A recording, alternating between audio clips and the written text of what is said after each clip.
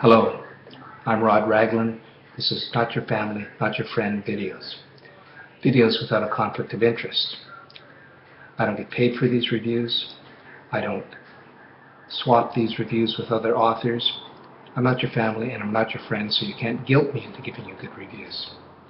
These reviews are honest. I hope they're constructive. And keep in mind they're just one person's point of view. Monty by Marcelle Liemant. Monty, Nadia, and Art are heading out on the town. But first they watch a house burn down. Then they're off. The streets rush by as we leap through yellow lights. We run too fast. We laugh too loudly. We are too young and too old and too much. The night is open for the taking, and we are rushing for it. Okay. Monty apparently is emotionally damaged. Just what has happened isn't clear. He wants to forget, not to inhabit his self, be filled with the presence of other people and events. They crash a party. They drink whiskey. Monty dances wildly by himself to very loud music and becomes so caught up in it he does a handstand. Another friend, Daria, arrives at the party, but they quickly have to leave. The four of them run through the streets again. Nadia encourages Monty to go with Daria. She thinks Daria will help him recover from whatever is tormenting him.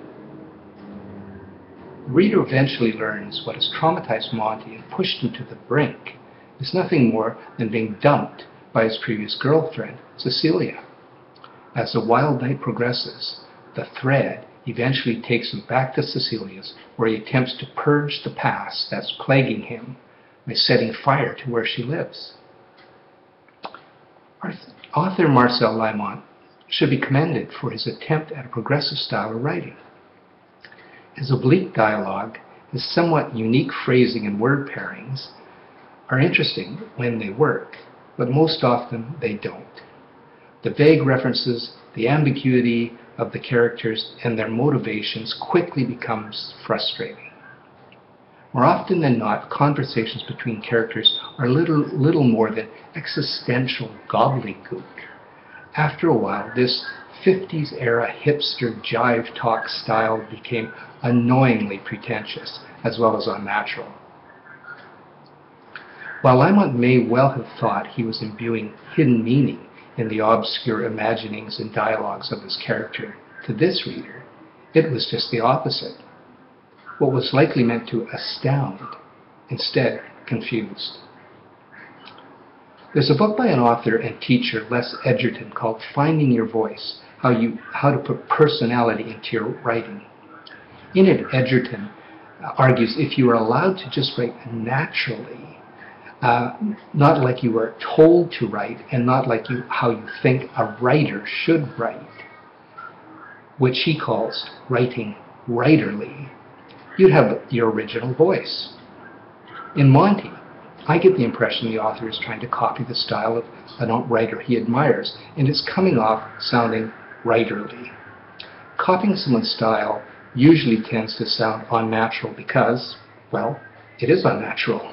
Not only for the obvious reason, but also because you're likely not of his time, his place, and most certainly not of his presence of mind. I believe if you have a good story, the voice to tell it with will come to you. It's sort of the literary version of W.P. Kinsella's famous line in Field of Dreams. If you take away Monty's angst, there's no depth in his character whatsoever, and neither is there in any of the other characters. By their actions and emotional responses, I had the impression I was reading about adolescents, though their histories suggest they're young adults. The plot is superficial, and only once, and very briefly, when Monty's gender was questioned, did I think there might be something more to it than post-relationship antipathy and remorse. There wasn't. If I was evaluating this novella on Amazon, I'd say the writing was good. There's some violence, no sex, and it's told in the third person from one character's point of view. I'd give it 3 stars. I liked it, but only for what it attempted, not what it achieved. I downloaded this book from Story Cartel free in exchange for an honest review as part of my ongoing commitment to review the work of self-published authors.